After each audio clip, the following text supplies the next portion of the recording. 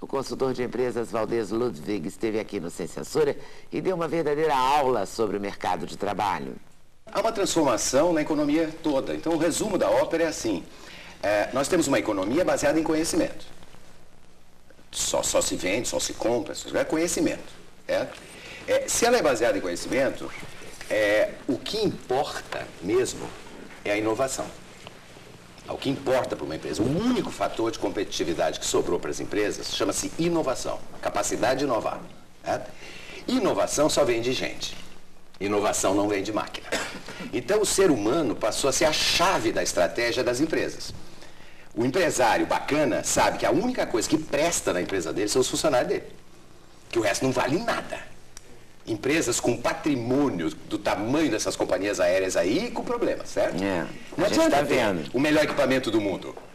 Tá certo? Não adianta isso. Se você não colocar o teu funcionário em primeiríssimo lugar. É a única coisa que vale.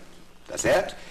Se eu deixo de ser senhor de engenho, eu não preciso de capataz. Por que tem capataz? Porque o senhor de engenho detesta sujar as mãos. Então, o que ele faz? Ele contrata um capataz. Nas nossas empresas, ele dá o nome de gerente para esse cara. Aí você pergunta, o que você faz pro gerente? Nada. Certo? O que você faz aqui? Eu coordeno. Eu supervisiono. Nada. Ele não faz nada. Ele passa o dia como capataz. Ou seja, controlando os outros. Certo? Acabou o que eu pedi? Eu pedi outro. Cadê o relatório que o homem está pressionando? Sempre tem um homem pressionando o cara. Né? Ele fica no meio de campo. Está desempregado. Está desempregado. É um cara que não sabe fazer nada. Só controlar os outros. Daqui que eu assino, adoro assinar e tal. Agora, essa estrutura ainda vige, quer dizer, por quê? Se tem senhor de engenho e tem capataz, é porque tem a terceira raça, que é a maioria das pessoas que tem uma vocação para escravo. Aí é a questão do empreendedorismo. Eu não posso mais ir para o mercado de trabalho como um escravo. O que é o escravo? Detesta trabalhar. E é fácil de fazer o teste. É fácil fazer o teste para saber se é escravo ou não. Você pergunta para a pessoa assim, e se você ganhasse na Mega Sena? Aí o cara diz assim, se eu ganhasse na Mega Sena, não passava nem na porta daquela empresa. Tanto que ele odeia trabalhar. Bom, ele tem a síndrome do domingo de noite, aquela história toda. Ele confunde o salário completamente. Ele acha que ele ganha pouco e ponto final. Ele esquece que a regra do salário é igual no mundo inteiro, desde Adão e Eva. As pessoas recebem pela sua raridade e não pela sua importância.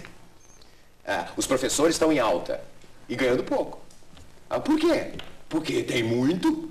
E o Popó ganhou em 12 minutos o que, certo? O que nenhum professor vai ganhar, mas Popó só tem um. E professor tem muito. E o erro definitivo do escravo é trabalhar mal porque ganha pouco. Por que você está trabalhando tão mal? Porque eu ganho pouco. Com o dinheiro que eles me pagam, não é para fazer trabalho espetacular, não. E aí ele fica ali. Quem é que vai te achar? A minha orientação, cadê a câmera? Tá lá. Primeiro, se você ganha pouco, sabe o que você tem que fazer? Um trabalho espetacular. Porque aí alguém te acha. O cara que começa a jogar bola, ele começa a jogar bola ganhando salário mínimo. E ele não faz gol contra porque ganha pouco. Vou fazer gol contra. Por quê? Porque eu ganho pouco. Ele vai e mostra o talento dele. E aí alguém descobre. Você ganha pouco, faça um trabalho espetacular, pô. Olha que engano. E o pior ainda, o escravo tem essa coisa de não gostar muito do salário, que ele gosta do benefício. Entendeu? Tem ticket, tem vale, tem não sei o quê. O importante é cesta básica. Né? Agora por quê? Porque a estrutura industrial ainda está aí, a velha, para a maioria das empresas. Mas agora, um funcionário que é maravilhoso e que nunca é reconhecido, tem que se demitir da empresa? Claro que ele tem que sair. Procurar outro. Claro, já faz um trabalho uma desgraça que você está. Você faz um trabalho espetacular, o cara continua pagando pouco. O pagamento, você tem que saber quanto você vale no mercado. O cara chega para mim e diz assim, eu quero aumento. Eu digo, tem alguém querendo contratar você? Não. Ué, então é o que você vale, meu amor. Isso é no mundo inteiro. Não importa se é socialismo, comunismo ou capitalismo. Isso aí vai desde Adão e Eva. Então você tem que saber quanto você vale também, para poder exigir. É a passeata ontem do servidor público. Eu quero, o que eu quero. Eu quero do que quer. Quanto você vale? Me diga quanto você vale. Infelizmente é assim. Esse modelo industrial velho morreu então. Então é o fim do capataz. O fim do morre junto o tal do gerente. É o fim completo da escravidão. Agora sim acabou a escravidão. Qual é a tragédia embutida aí, Leda? é que esse novo mundo dessas empresas bacanas que a gente está conversando, até agora, é para muito pouca gente. A maioria das pessoas que estão sem emprego são esse perfil, que estão precisando de um capataz ainda, um bom senhor de engenho. Então, é um dilema que nós temos, que então, é transformar... a chamada ratatouille está ali cuidando? Não, nós temos que... Não, o desafio não é botar as nossas crianças na escola, elas já estão. O Brasil está com todas as crianças na escola nesse momento, praticamente todas. Aí é bobagem. O problema... Melhorar a escola. Não, o nosso problema é colocar o adulto de volta na sala de aula. Porque a questão não é qualificar a pessoa. Não tem como. Ó, meu amigo, você... A questão é atualizar? Hã? Não, é educação básica. Eu vou dizer por quê. O indivíduo, você não tem mais trabalho aqui. Por quê? Porque esse torno aqui era manual, não tem, agora é torno de comando numérico, é software. Ah, tá, eu vou me qualificar. O indivíduo tem a 4ª série do 1º grau. Aí vai para a aula de comando numérico, vai para a aula de álgebra booleana. Tem condição? Eu estava... Tem que ter o 2º grau completo para começar a trabalhar nessas coisas que nós temos hoje. Tem que saber regra de 3. Para ler o jornal, né? Precisa saber regra de 3. Então a questão é que nós temos uma massa de desempregados entre os 35 e os 50 anos de idade que tem a 4ª série do 1º grau. E sobrou só o emprego da mão de obra. E não existe mais emprego para mão de obra. Ninguém quer contratar mais a mão de ninguém. Na escola de samba, querem contratar a mão de alguém? Você quer contratar o talento de alguém, você quer contratar o sonho de alguém, você quer contratar o conhecimento de alguém. Porque, enfim, a mão, a máquina está fazendo. Até porque hoje tem que ser feito com máquina para não machucar o funcionarinho. Porque é tudo para o meu funcionário. As empresas bacanas são maravilhosas, porque elas já sabem disso. E aí demitem a gerentada velha. E aí tem a escassez absoluta no mercado. De quê? De líderes.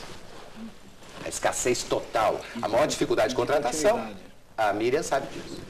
Mas tirando o gerente, sobra o dono, né? Isso que vai Sobra ter o senhor de engenho, é. Mas se ele não tiver talento para liderança, ele faz o quê aí? Normalmente ele tem, se ele já está tocando uma empresa bem.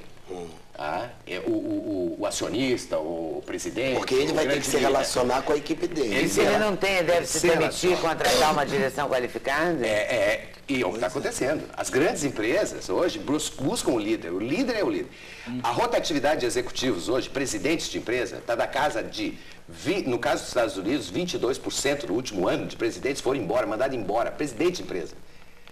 Porque também existe uma irrealidade nisso, de um funcionário ganhar R$1.000 por mês e o presidente, quando sai, depois de dar um prejuízo medonho, certo? Leva um bônus de 4 milhões de dólares. Absurdo. Quer dizer, esses absurdos estão ocorrendo, que ninguém sabe muito bem de onde vem esse talento todo dele. Então, o que nós precisamos? Empresários, cidadãos, conscientes, ecologicamente comprometidos para não acontecer o que aconteceu aí. É cadeia mesmo, que é para dar o exemplo, que é para eu tomar cuidado que isso dá cadeia. Não vai sujar o rio assim mais, não. É esse o empresário que se precisa. Esse empresário, ele não contrata gerente. Ele contrata líder, quando ele acha. Quando ele não acha, ele deixa a sala vazia.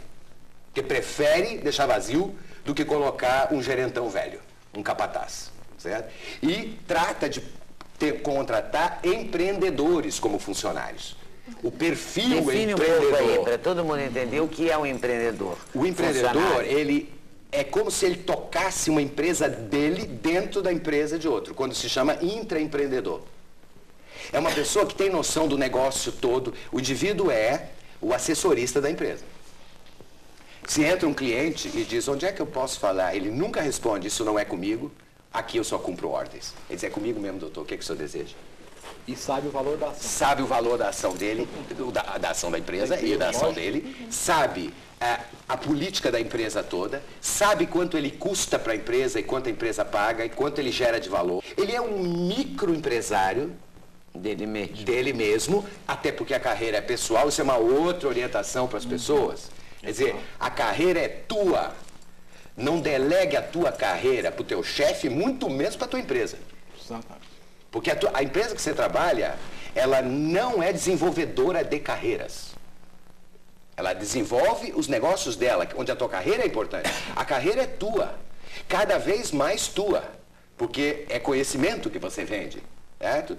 Então, o empreendedor é um indivíduo que busca as oportunidades, ele percebe a oportunidade, ele é observador, ele corre riscos, adora correr risco, sem correr perigo.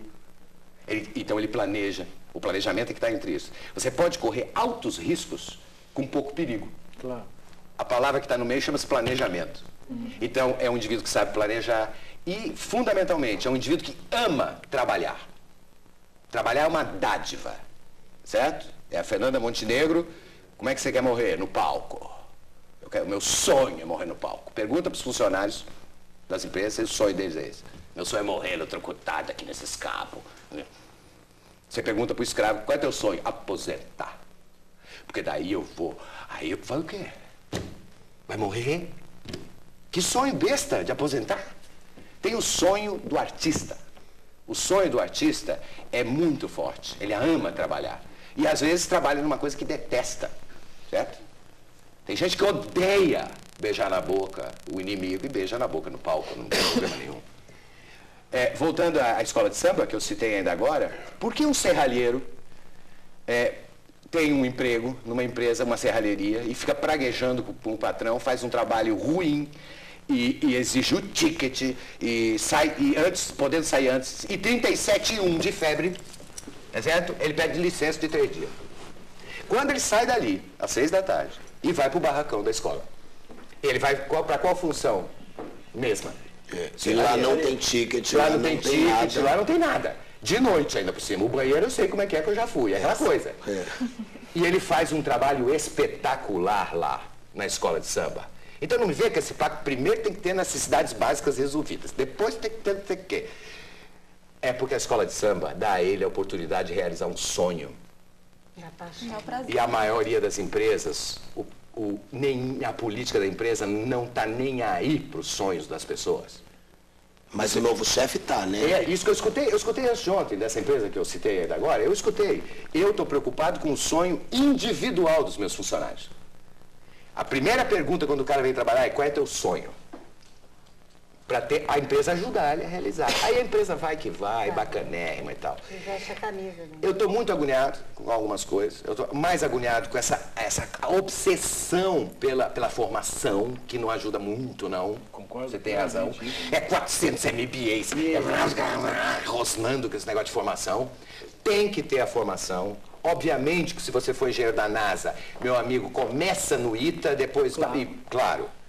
Depende da função que está, mas parar com a obsessão. Vai atrás do que você é forte, certo? Esquece, gerencia o que você é fraco.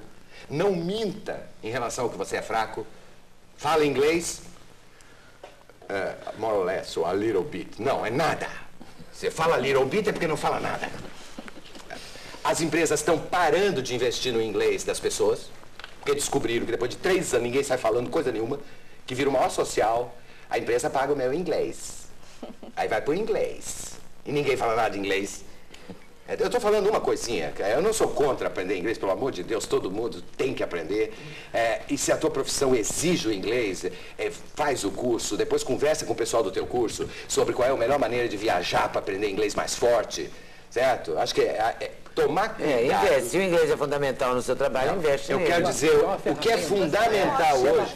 Se é uma ferramenta, investe. O que é fundamental hoje é a capacidade inovadora. Agora, eu queria colocar um desafio aqui à mesa. Esse é o empreendedor. Ai, meu Deus. Onde está, na escola de 1º grau e 2º grau, o que eu falei que era o empreendedorismo? A escola está formando as pessoas para gostar de correr risco? Para perceber oportunidades? Para amar trabalhar? Não, nem um pouco. Nós não somos formados para ser empreendedor. Então, todo mundo é empreendedor, esse negócio. Eu não sou empreendedor, eu não tenho dom. Todo mundo. Dom não existe. Para com isso de dom.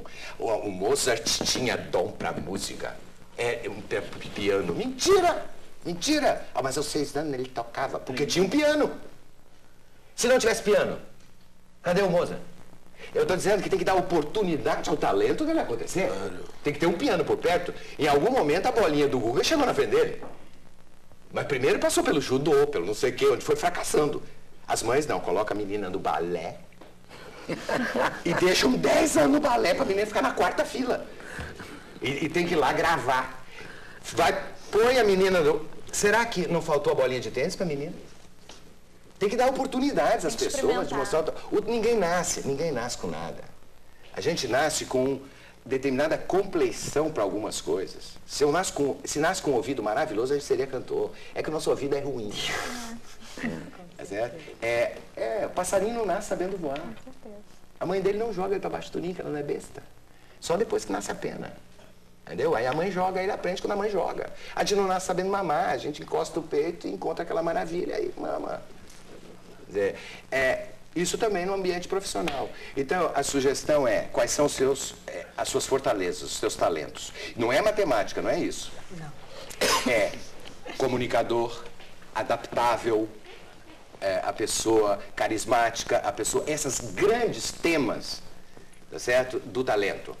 E aí você tem trilhões de profissões, né? Que você pode escolher, que você pode se encaixar. Isso é um menino falando para mim, acho que eu falei de uma vez que eu tive no Sem Censura sobre isso. Acho que falei, mas vale a pena falar de novo. Do menino do interior de Minas, que quando eu perguntei, o que você faz melhor do que os outros? Ele, nada.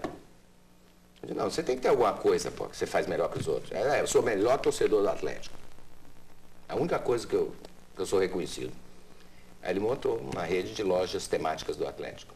E foi fazer administração. E daí a rede, vende coisa. Quer dizer, bom, né? O que ele tem de bom? O que ele tinha de bom? O que a mãe considerava um defeito. Claro. Que era a obsessão pelo Atlético Mineiro. A ovelha negra, né? A ovelha negra da família. E ele vai e me monta uma rede temática do Atlético. E aí, sabe? E vai fazer administração, porque tem que saber, tem que ter a formação.